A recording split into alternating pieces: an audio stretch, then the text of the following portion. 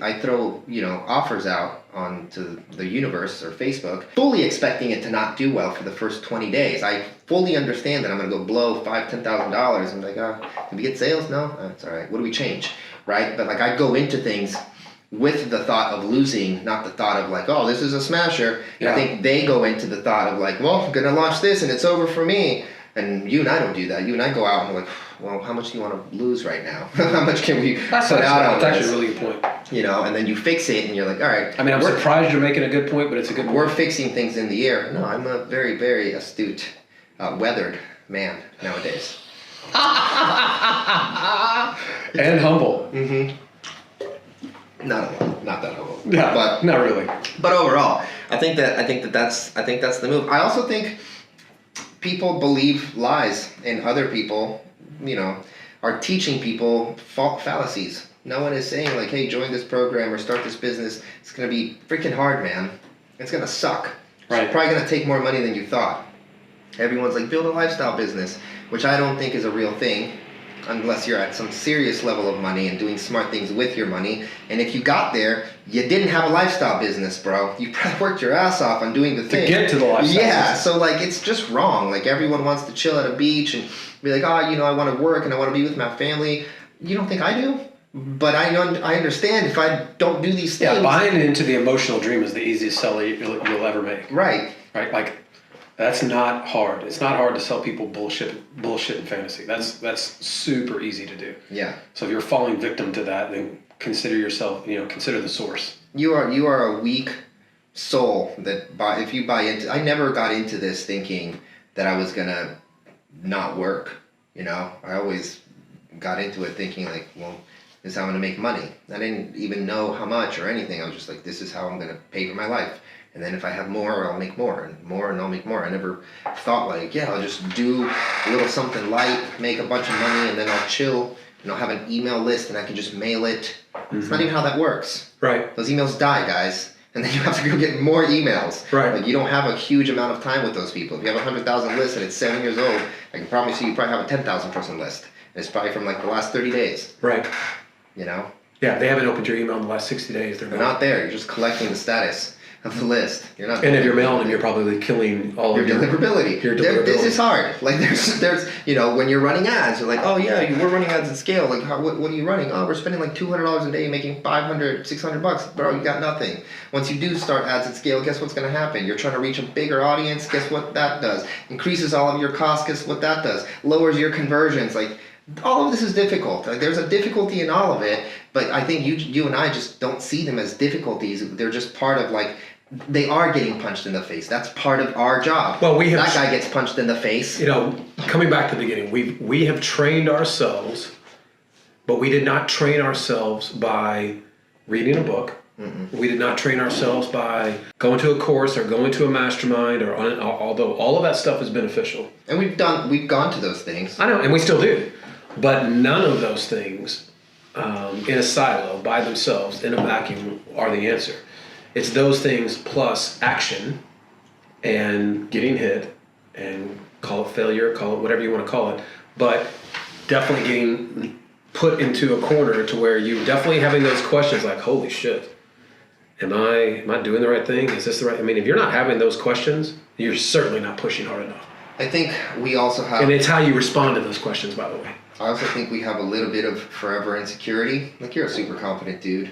I don't lack confidence. I'm also massively insecure, and I know that you have insecurities as well. 100%. Like most of the time, I'm like, I kind of feel like I'm failing, or I kind of feel like I could be doing more. So I don't feel like, I crushed life. I'm like, how can I be doing better? But I'm not negative about it. I'm just like, what can I be improving on? Like, what can I be doing better as a leader, or now culture, or like whatever the case. But I'm never just sitting there being like, we've got to figure it out. And I think big entrepreneurs that grow, I don't think they sit there and go like, well, this is kind of it, guys. I know people that are doing $100 million a year that are like losing it, that they don't have this, they don't have that. And it's not like losing, like they're grateful and they're happy, but they're not okay. They're as Ed Milet they're content but not satisfied. Yeah. They are blissfully dissatisfied. Right. I'm grateful, but I know I've got more gas in my tank. Right. And I think That's another thing of entrepreneurs, and that's why it's okay to go dark, because when they do, they're like, yeah, this is just like the start of the tank. Like then we're going back and back, and like there's no end. It's a forever road.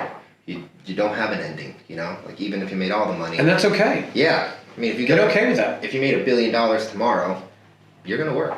Yeah. You'd probably die if you didn't. The The average game is the game. yeah, the average person that retires, I read it somewhere, but I'm gonna butcher this. I think they end up dying like a few years later, like 5, 6. Like, By the way, they all end up dying. statistically, that is true. No, not only statistically, but in actuality, it is. Yeah, They all die. That is a fact. But I understand what you're saying. I'm just blushing. That people that don't have a purpose and a drive and ambition, I mean, a lot of times they just give up. I mean, I've seen it in my own life. People that I respect, and the moment that they kind of don't have something they have to do every day and keep pushing. So I definitely think, especially for entrepreneurs. I mean, if you've been working a manufacturing line for the last 30 years, that could be something completely different. But Yeah, man, entrepreneurs, the good entrepreneurs, we need that fuel. We need that challenge. We need that grit. We need to understand, and that comes from solving big problems, which you cannot solve problems without having challenges. It just is what it is. so what are 3 things you think people can focus on to try to become more resilient? Put yourself in as many uncomfortable situations as you can. You know, improve your risk tolerance, number 1. Again, you're not going to get there. You cannot gain insight without action. Just, you can't. And whether that's that marketing campaign or making that new hire or slowing down long enough to put automation and processes in place, stuff that's painful, right? That does not feel good when you're doing it. But if you ever want freedom, you have to do those things. Yeah, And understanding that whatever deficiencies you've got, you know, I'm a weak manager or whatever you're telling yourself, that in order to address it, there's going to be pain, but you have to, right? I think you got to do a lot of that. I think you also have to be, you know, absolutely investing in surrounding yourself with people that you can learn from and collapse time quickly. Get around people that matter, that are doing what you want to do. They are living the life that you want to live, setting the example, something that you can kind of just fall into their wake, and you don't have to reinvent the wheel. The worst part, I mean, I'm telling you to make mistakes, but I'm not telling you to make all the mistakes. I'm telling you, you know, learn from others' mistakes, but be prepared to still make mistakes. pivot. Yeah, make your own mistakes, right? But there are clearly ways that you can mitigate mistakes. Masterminds, business coaching, you know, definitely leverage people to do that. Those are 2 big things I would do, right? And the last thing is, I think mentally, just keep, you know, preparing yourself. And there's always a conversation going on in our head, and that conversation can either feed us or it completely rip away all of our power. And I can tell you that it happens to me all the time, but I'm painfully aware of the conversation going on in my head. And as fast as I find myself allowing myself to give in to that dark side of it, like maybe I'm not cut out for this, maybe, you know, maybe I'm not as good as I think I am, all that kind of stuff, I work very hard to change that conversation quickly. And, you know, little nuances. This did not happen to me, but it happened for me. There's something as clever and as easy as that. Just that repositioning allows your mind to wrap around it, where it gives you your power back to keep moving forward. Yeah. Like, there's a lesson here. I need to learn it. Like, I'm not a victim, right? Yeah. This didn't happen to me. It happened for me. And so I got to figure out what the lesson is, learn it quickly, and adapt, pivot, and move. Those are the kinds of things that I think are really helpful, at least for me personally. What about you? I think be a little bit masochistic. I think actually pay attention to your mistakes and acknowledge them, and then make sure that you don't make that same mistake again. It's okay to make mistakes. I mean, I make a ton of mistakes. You always let me know about them very clearly and openly, and to a lot of people. That's what friends. Yeah, and To a lot of people. and in big public crowds. yeah, and then, but I change and I pivot and I don't make the same mistake again. And then the last thing is just, you know, understand that it's going to take longer than you think. Whatever your goal is, it's probably going to take longer than you think. There's a few people that I know and you know that, like, all of a sudden skyrocketed into massive success. I know most people didn't. That's good stuff, dude. Yeah. Good show. Go tag us in Instagram, right? Show us that you're watching.